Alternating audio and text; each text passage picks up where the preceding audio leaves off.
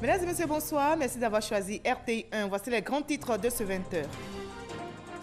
Le vice-président Daniel Kablon-Duncan participe au 23e Forum économique international à Saint-Pétersbourg, en Russie. Créer un programme de développement durable ce jeudi. Et c'est le thème de cette rencontre. Il a pris part au panel sur les ODD. En marge de la réunion, le vice-président Daniel Kablon-Duncan rencontrera les acteurs du secteur public et privé. La Côte d'Ivoire renforce aussi sa coopération parlementaire avec le Sénégal. Le président de l'hémicycle ivoirien conduit une délégation dans le pays.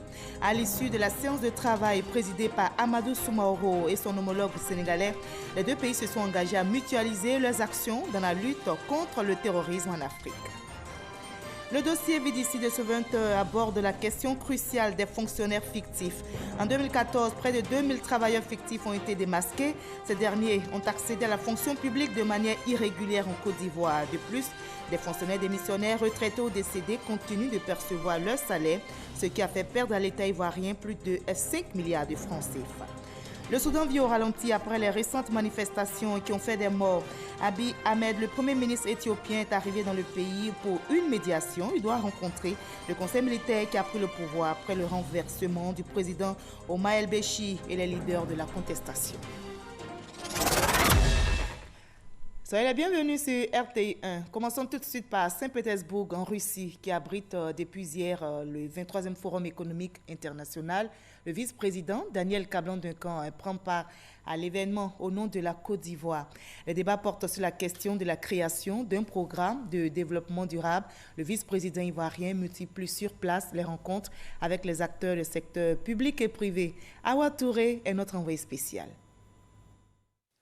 Un panel de haut niveau sur la problématique du développement durable et la nécessité de définir des objectifs adaptés aux réalités de chacun.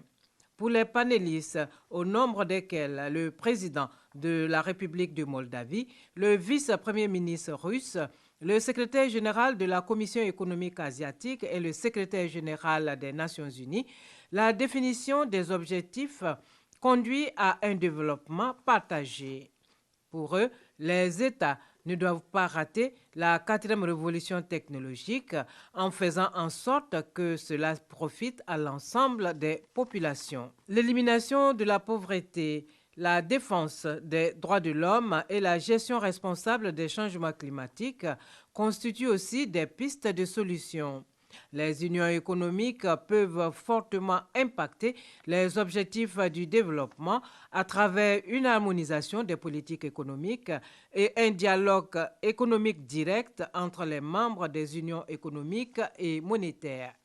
La situation dans le monde n'étant plus bipolarisée, les principes de politique extérieure équilibrée également identifiés comme solution pour un développement durable. En plus du développement des infrastructures économiques, des petites et moyennes entreprises, ainsi que l'assainissement du climat des affaires. Pour atteindre les objectifs du développement durable, il faut aussi et surtout s'appuyer sur ses propres forces. Le vice-président de la République, Daniel Kablon-Duncan, avant cette cérémonie, a eu droit à une visite guidée du hall d'exposition du Forum économique international de Saint-Pétersbourg. Sur ce parc d'exposition, les entreprises des 120 pays participant à cet événement.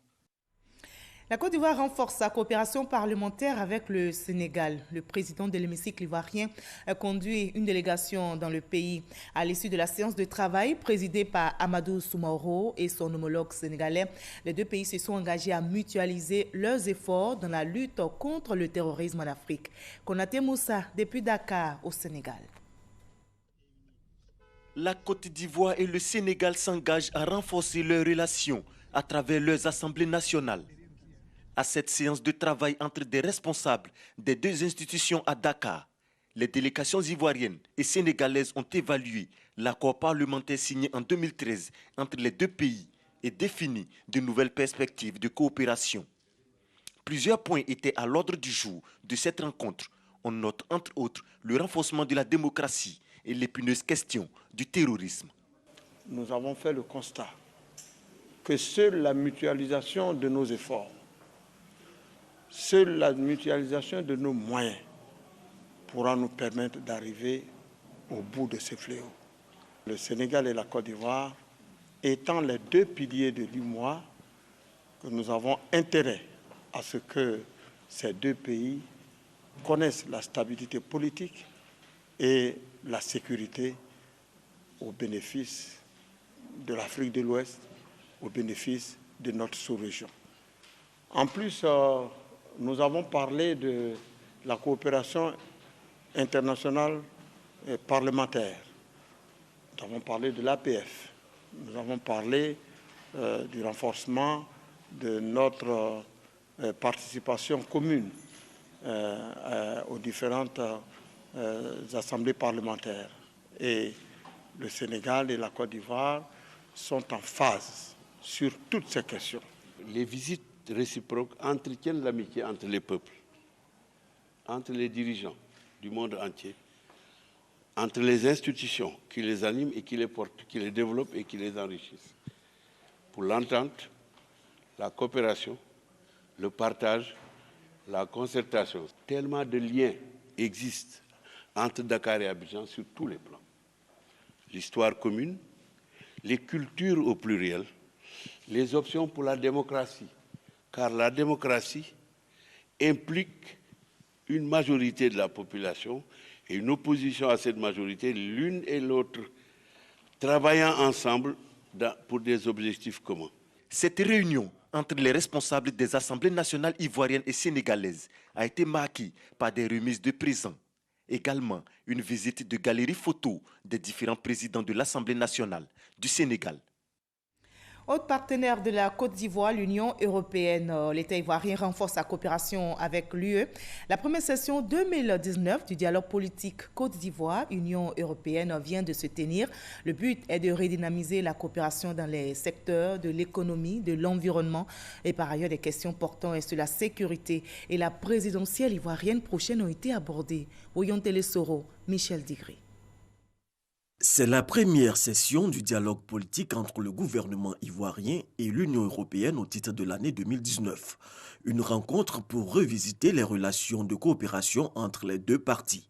Les questions liées au secteur du commerce ont été au cœur des débats. Jobs von Kirchmann, chef de la délégation de l'Union européenne, est formel. C'est un engagement pour l'UE de fructifier les atouts économiques de la Côte d'Ivoire.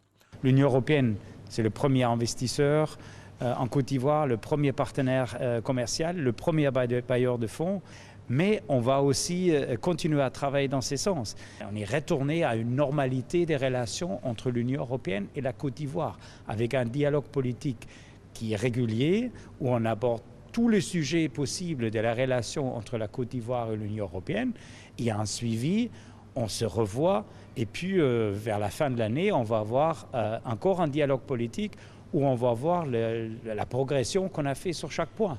Il y a une étude de Deloitte qui a été faite qui montre que la Côte d'Ivoire est devant le Rwanda, Éthiopie, l'Afrique du Sud, tous les autres pays, avec son potentiel d'investissement. Donc je vois 2020 comme une porte qui s'ouvre pour réaliser ces potentiels d'investissement. Après les débats, le chef de la délégation ivoirienne, Marcela Montano, donne la feuille de route qui devrait aboutir à l'adoption de solutions durables aux différents obstacles qui grippent encore la coopération entre les deux parties. Je me réjouis personnellement non seulement de la reprise de ce dialogue, de la qualité des échanges qui se sont déroulés dans un climat fraternel, je peux dire, amical, constructif, et ça nous a permis d'aborder des problèmes de fond, d'apporter des solutions pratiques à un certain nombre de ces problèmes. Et le comité technique bipartite qui a été mis en place avec l'accord de Monsieur le Premier ministre, qui lui se réunira tous les 2 mois en attendant la prochaine session de ce dialogue politique qui aura lieu à la fin de l'année 2019, va aborder les points qui restent en suspens pour nous proposer des solutions. Les volumes globaux d'échanges entre la Côte d'Ivoire et l'UE sont passés de 2 800 milliards de francs CFA en 2011 à plus de 4 457 milliards de francs CFA en 2017, soit une progression de 59%. Sur le terrain, le PS Gouv, le programme social du gouvernement, continue d'être déroulé dans les différentes régions. Je vous conduis justement dans la région du Logui-Bois où 316 pompes à motricité humaine seront réhabilitées en vue de permettre aux populations d'avoir accès à l'eau potable. Et ce vendredi, le ministre de l'Équipement et de l'Entretien routier, Amédée Kwaku Kofi, a procédé au lancement des travaux à Koniankro, un village de la commune de Divo. Léon Bro. Koniankro, village cosmopolite de plus de 1000 âmes dans la commune de Divo. Pas d'adduction en eau potable, seulement 2 pompes à motricité humaine constamment en panne, comme c'est le cas ici, de celles installées dans le voisinage de Savadogo. Voilà, pompe là, ça y est dans le coup. On va au couloir pour piger l'eau là. Même si c'est pas bon, on ne sait pas encore, on va gagner l'eau parce qu'on peut le gâter. Il y a eu un moment où on avait ici attaqué la bilharziose, même la dysenterie, parce qu'on buvait de l'eau sale. Fini ces maladies liées à l'impurité de l'eau, ce geste marque la réparation des 2 pompes de Koniankro et lance la même opération, le remplacement ou la maintenance de 316 sur les 789 installations de la région du Logui-Bois. Une matérialisation de l'engagement du président Alassane Ouattara à améliorer les conditions de vie des populations par l'accès à l'eau potable grâce à la redistribution des fruits de la croissance, indique le ministre Amédée Kwaku, ces opérations en cours pour 3 ans se voulant gratuites. Le président de la République a décidé que sur 3 ans, si vos pompes tombent en panne, voyez la SODECI, ils viendront réparer, vous ne payez pas 5 francs. Bonne nouvelle pour le Logui-Bois. On est très content. Très. Parce qu'on ne va pas aller au Maroc encore. Si on se lève le matin, on prend ça, on s'en va prendre l'eau, on fait ce qu'on veut faire. Oui, l'eau est source de vie. Notre région a besoin d'eau. Notre région a besoin d'eau potable. C'est l'occasion donc pour moi de vous dire tout simplement merci. Création, réparation et maintenance des pompes à motricité humaine, ce pan du programme social du gouvernement concerne 21 000 pompes au plan national pour 15 milliards de francs CFA. Et les populations de San Pedro ne sont pas oubliées. Le Premier ministre Amadou Gon Coulibaly vient de leur offrir 2 ambulances médicalisées. Elles ont été remises à l'hôpital général de Tabou et au centre hospitalier régional de San Pedro. Ces 2 structures sanitaires ne disposaient pratiquement plus d'ambulances pour évacuer les malades. Le reporter de Sam Kona. Une ambulance médicalisée pour l'hôpital général de Tabou. Une autre pour le centre hospitalier régional de San Pedro. C'est un don du Premier ministre Amadou Gon Coulibaly. Désormais, les malades pourront être évacués à temps et dans de bonnes conditions. Votre cri de cœur a donc été entendu par le gouvernement, qui a donc décidé de résoudre ce problème. C'est donc un soulagement pour toute la région. Mesdames et messieurs, cet acte constitue sans aucun doute la preuve de la volonté du chef de l'État et de son gouvernement d'apporter le bien-être aux Ivoiriens à travers sa politique sociale. Ces 2 structures sanitaires de la région de San Pedro étaient en manque d'ambulances. Tabou a beaucoup souffert. Tabou manque de tout. Tabou est un corps qui a mal partout. Donc il est nécessaire que tout le système médical en griffe du gouvernement se mette autour de notre département. En plus de l'ambulance, l'hôpital général de Tabou bénéficie de 5 lits d'hospitalisation. Le directeur de l'hôpital général de Tabou et celui du CHR de San Pedro ont promis d'utiliser ces ambulances à bon escient. Le PS Gouv bénéficie également aux retraités de Côte d'Ivoire. Et n'oublierons pas ce 7 juin 2019, un jour historique et mémorable pour les fonctionnaires et agents de l'État. L'IPSC Grailleux, sous l'égide du ministère de l'Emploi et de la Protection sociale, a validé avec les partenaires sociaux le projet de retraite complémentaire par capitalisation. Cette adoption devrait permettre aux bénéficiaires d'améliorer leurs conditions de vie durant leur retraite. Sabine Ouattara et Eugène Atobi. Rarement les rencontres entre organisations syndicales, employeurs et acteurs de la prévoyance sociale débouchent sur une note de totale satisfaction. Mais pour le dialogue social portant sur la retraite complémentaire par capitalisation des fonctionnaires et agents de l'État, l'accord est parfait. Nous prenons la résolution de mettre en œuvre le régime de retraite complémentaire par capitalisation au profit des fonctionnaires et agents de l'État dans le but de maintenir en fin de carrière le niveau de revenus de nos assurés sociaux et de nos adhérents. Les conclusions du dialogue social sont surtout le signe de la manifestation de la très haute vision pour un social des plus hardis et pour le bonheur de nos populations de son Excellence M. Alassane Ouattara, président de la République de Côte d'Ivoire. La validation par consensus est le résultat d'un long processus commencé depuis fin 2016, dans un contexte où le gouvernement continuait ses efforts pour la réforme du système des pensions publiques entamé en 2012, avec pour visée la mise en place d'un régime de retraite complémentaire par capitalisation. Aujourd'hui, tous s'accordent sur le produit qui les met à l'abri de la précarité pendant leur vie à la retraite. Il y a un compte ouvert où le fonctionnaire même verse ce qu'il peut pour pouvoir améliorer vraiment sa retraite. L'initiative du gouvernement est une très bonne initiative que nous saluons et que nous soutenons pour que justement le fonctionnaire ivoirien sorte de la hantise et qu'il puisse vivre correctement l'activité et aussi à la retraite.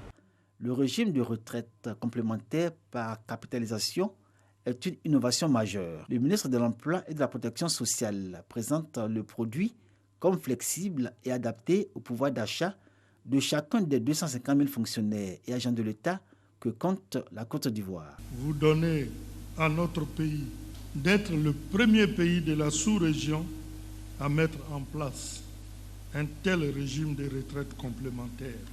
Le fonctionnaire ou l'agent de l'État devra être actif dans la préparation de sa retraite et pourra décider de cotiser plus lorsqu'il est en activité pour améliorer ses conditions de vie à la retraite. Dans les milieux des travailleurs du public, le régime complémentaire de retraite par capitalisation fera l'objet d'une large diffusion. Le temps pour les organisations syndicales de trouver les moyens. Sa mise en application, après adoption par le gouvernement, devrait se faire, selon toute vraisemblance, courant fin 2019. On en arrive à notre dossier Vie d'ici de ce 20 qui aborde ce vendredi la question cruciale des fonctionnaires fictifs en Côte d'Ivoire. En 2014, près de 2000 travailleurs fictifs ont été démasqués. Des agents recrutés de façon irrégulière, sans oublier les fonctionnaires démissionnaires, retraités ou décédés, mais tenez-vous bien, qui continuent de percevoir leur salaire. Ce qui a fait perdre à l'État ivoirien plus de 5 milliards de francs CFA ces 5 dernières années. Alors pour mettre fin à cette situation, le Trésor public engage la chasse contre les agents fictifs. Le dossier Vie d'ici est signé ce soir Didier Nguessan.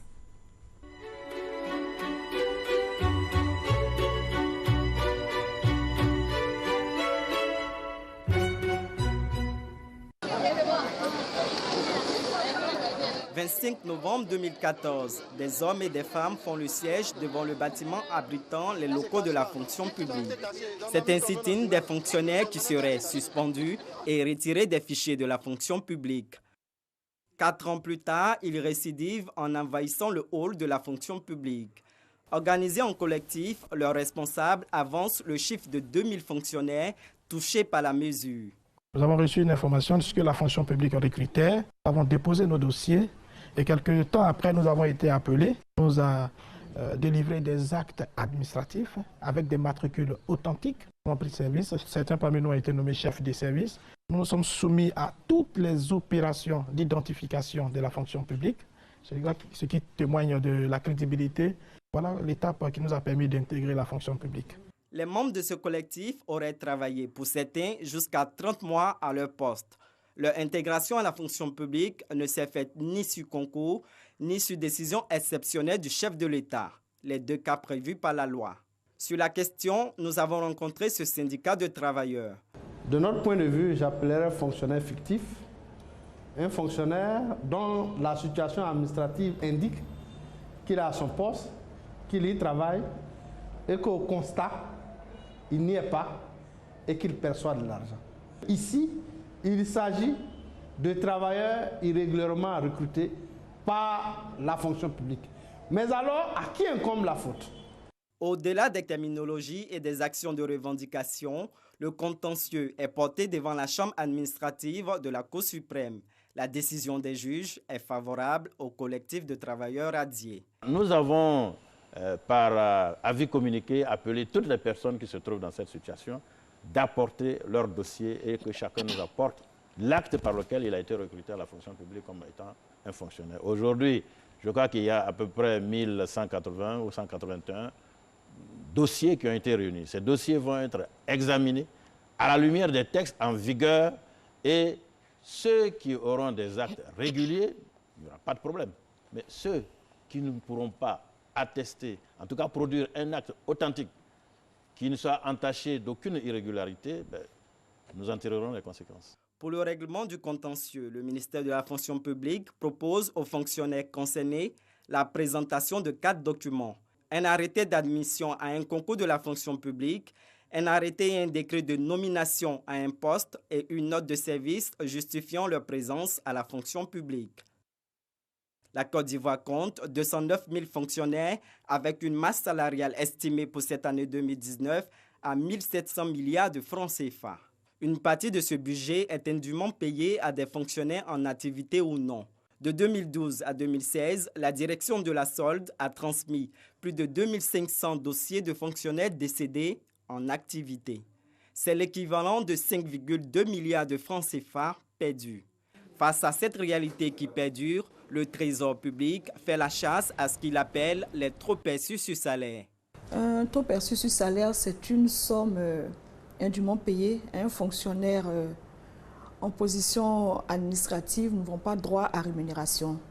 Lorsque, par exemple, un retraité continue de percevoir son salaire de fonctionnaire ou une personne qui a demandé un détachement, une disponibilité ou bien qui est aussi, il y a les accessoires de salaire comme les indemnités. Lorsque la personne change de fonction et ne signale pas à la fonction publique ou à la direction de la sorte que j'ai changé de statut, de situation, pour qu'on ne continue pas de lui payer de double indemnité.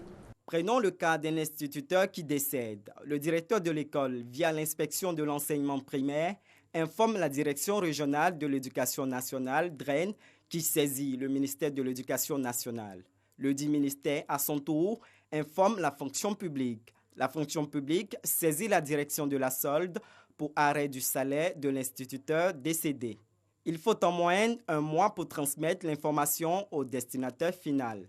Mais la lourdeur des procédures administratives peut faire durer ce processus bien longtemps. Pendant ce temps, le salaire du fonctionnaire décédé continue d'être versé.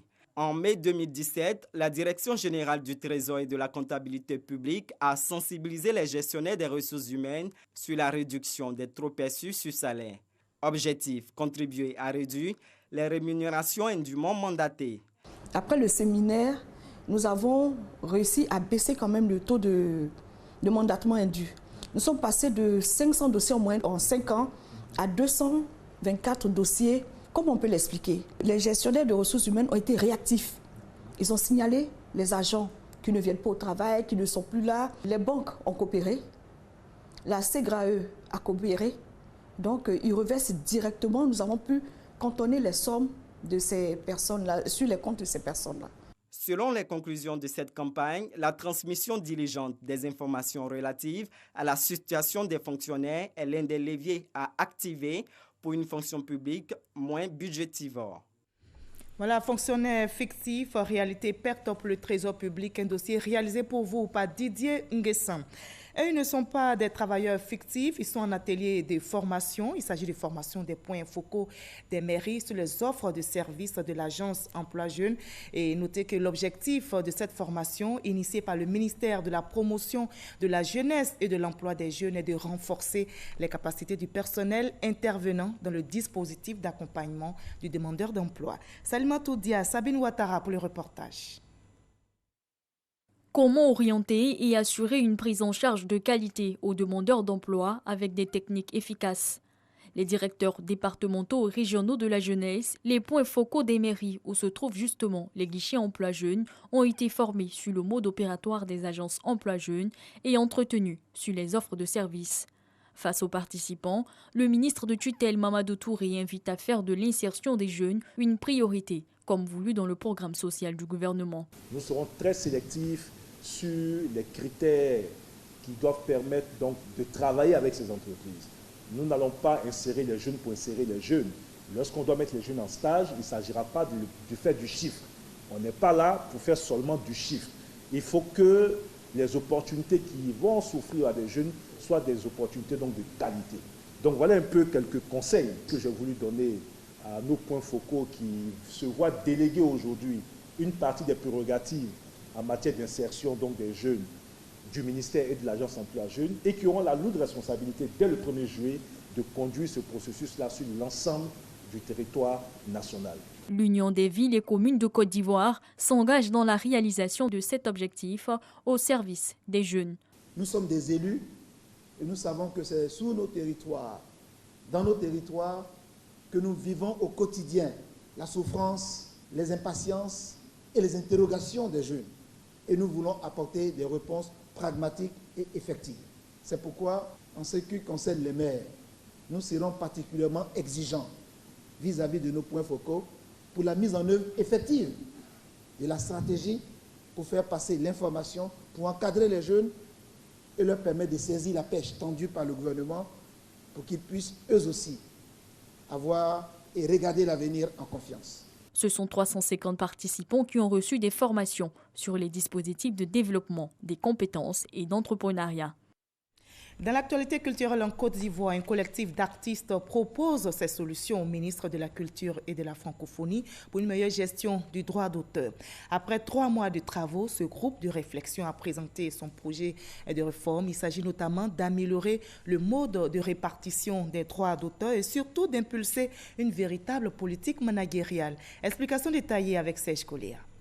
Nous venons plus dans un élan d'apporter une contribution que de rentrer dans des guerres en telle ou telle partie. C'est d'ailleurs pour ça que ce comité de réflexion se voulait indépendant. Dirigé par Traoré Salif, alias Assalfo, lead vocal du groupe Magic System, le comité de réflexion mis en place par les artistes s'est penché sur la question de la réforme du droit d'auteur. 3 mois de partage, d'échanges, suivis de propositions au ministre de la Culture et de la Francophonie. Le problème, c'est le droit d'auteur, ce n'est pas le Burida. Je trouve que nos textes, non seulement sont vétustes, mais aussi la manière de réorganiser le milieu du droit d'auteur. Nous ne sommes pas vraiment au diapason d'autres maisons de droit d'auteur à l'extérieur qui s'expriment mieux parce que ceux-là ont su adapter leurs réformes au bon moment. Mais ce n'est pas dans la belligérance que nous pouvons régler ça, c'est en proposant, en donnant des idées. Le ministre Maurice Kwaku-Bandaman salue l'initiative. Il promet soumettre ses réflexions à l'approbation des sociétaires du Burida à l'occasion de journées de concertation annoncées. Au moment où nous prenons le Burida était endetté, pour ne pas dire en faillite. Elle devait plus de 5 milliards, donc 4 milliards aux artistes. Et c'était la gestion des artistes de 2000 à 2010.